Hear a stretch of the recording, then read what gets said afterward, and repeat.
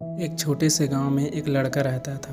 वह बहुत आलसी था और हर काम को टालता रहता था। उसकी आदत थी कि वह ज़रूरी काम हमेशा देर से करता और इस वजह से वह अपनी पढ़ाई और ज़िंदगी के दूसरे मामले में पीछे रह गया था। इसके घर वाले और टीचर्स उसको बार बार समझाते थे कि अपने समय की कदर करो, लेकिन वह उनकी बात नहीं मानता था।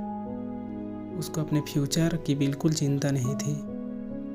वह अपना समय बेकार चीज़ों में ज़ाया करता था। एक दिन उसके गांव में एक बुद्धिमान आदमी आया। वह अपनी समझ और ज्ञान के लिए प्रसिद्ध थे। बहुत सारे लोग उनसे मिलना चाहते थे और उनसे कुछ सीखना चाहते थे। वह लड़का भी उनसे मिलने गया।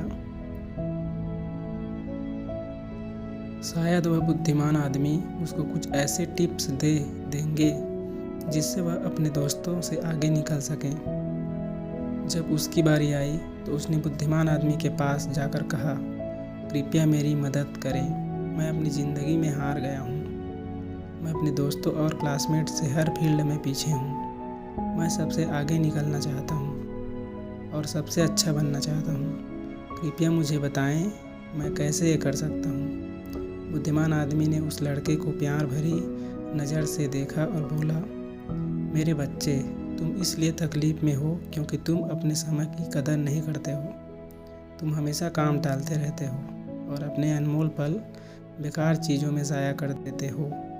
चलो मैं तुम्हें एक कहानी सुनाता हूँ जिससे तुम समय की कदर समझ पाओगे। लड़का बड़े ध्यान से सुनने लगा। एक बार एक राजा था जो बहुत दयालु और उदार था। उसको अपनी प्रजा से बहुत प्यार था और हमेशा वह उनकी मदद करता था। एक दिन उसने अपने पुराने दोस्त से मुलाकात की जो उसके साथ गुरुकुल में पढ़ता था।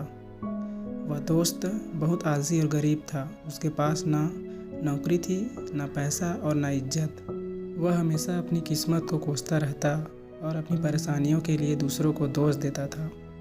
राजा ने अपने दोस्त को पहचाना और उसके हाल पर अफसोस किया। उसने अपने दोस्त से उसकी ज़िंदगी और परेशानियों के बारे में पूछा। दोस्त ने उदासी से कहा, हे राजा, मुझे समझ नहीं आता क्यों सब कहते हैं कि मैं कुछ नहीं कर सकता। जब भी मैं नौकरी के लिए जाता हूँ सब मना कर देते हैं। मेरे दुश्मनों ने सबको बता दिया है कि मैं कभी भी टाइम पर काम नहीं करता। मैं समझ नहीं पा रहा हूँ कि मैं क्या करूँ। राजा ने कहा, चलो एक समझौता करते हैं। सूर्य अस्त होने से पहले तुम मेरे खजाने में जाकर जितना सोना और रत्न ले सकते हो वह सब तुम्हारा होगा।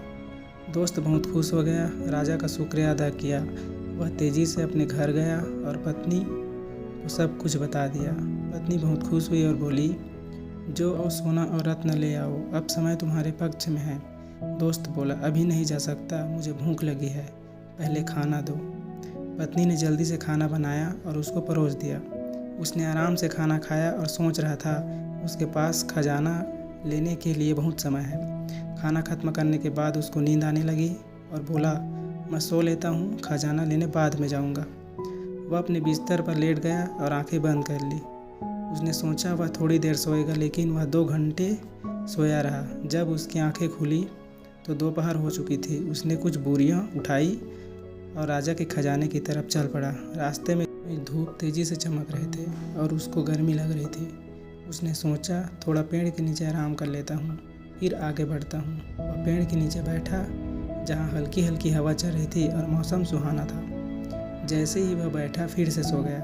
वे 4 घंटे सोया रहा। जब उसकी आंखें खुली तो शाम हो चुकी थी और सूर्य अस्त होने वाला था।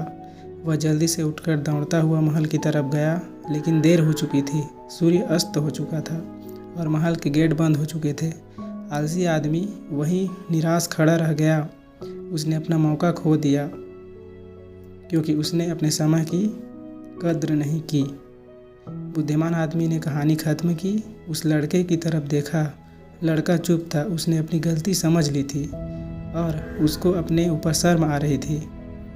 उसने बुद्धिमान आदमी का शुक्रिया अदा किया और अपने तरीके बदलने की कसम खाई।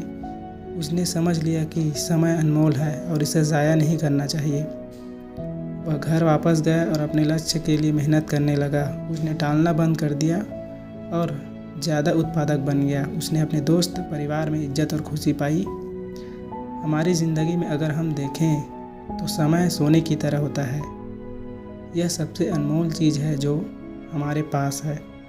हमें अपना समय बेकार चीज़ों में ज़ाया नहीं करना चाहिए।